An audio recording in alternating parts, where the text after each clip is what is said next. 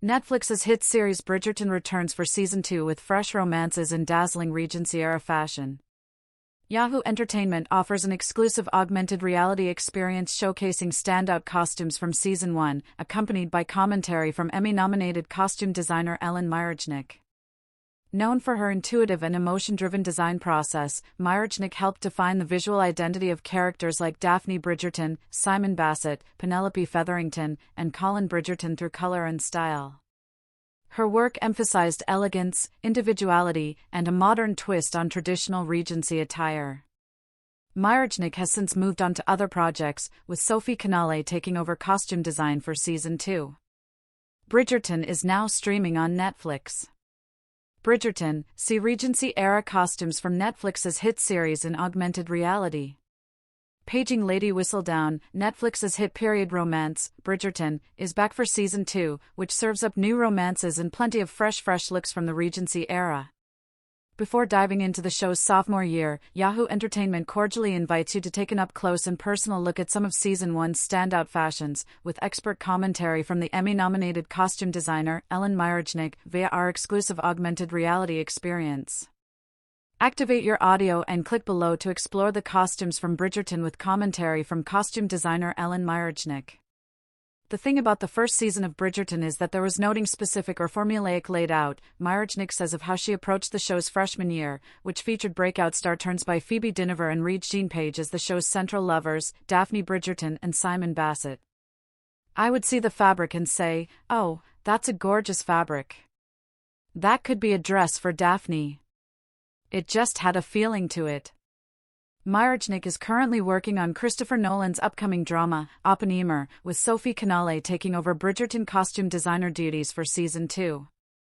Based on the best-selling series of novels by Julia Quinn, Bridgerton follows the tangled romantic lives of two Regency-era families, the Bridgertons and the Featheringtons. And Meyerchnik says that part of her job in season 1 was coming up with a way to help distinguish both clans by the way they dressed.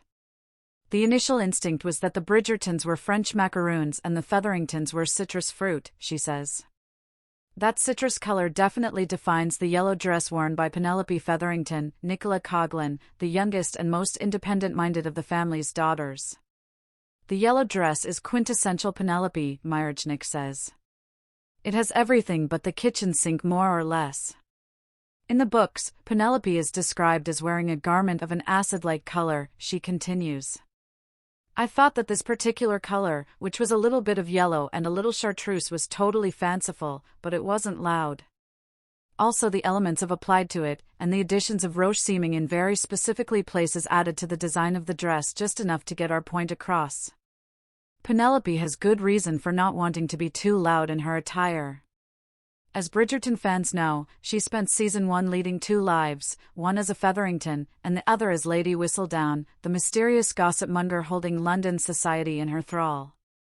She's not shy about making a statement, Meyerchnik notes.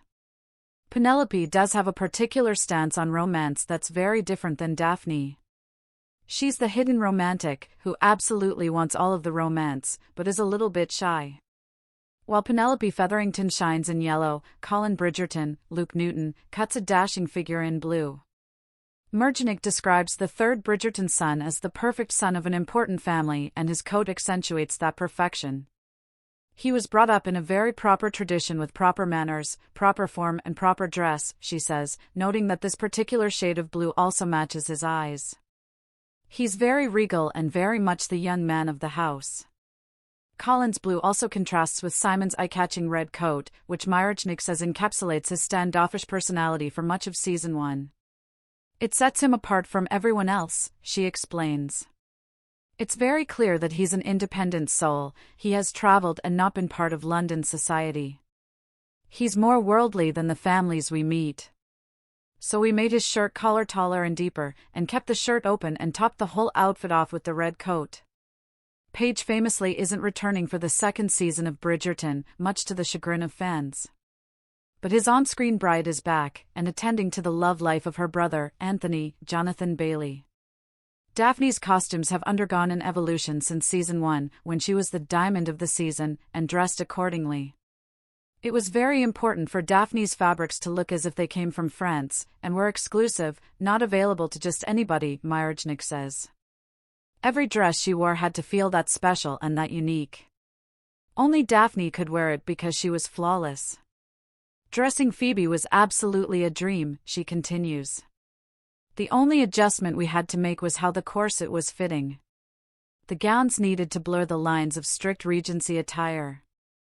We wanted to shift the period into a modern sensibility so that it had a sexiness and a fluidity to it.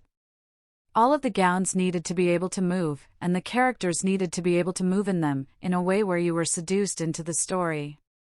Bridgerton is currently streaming on Netflix.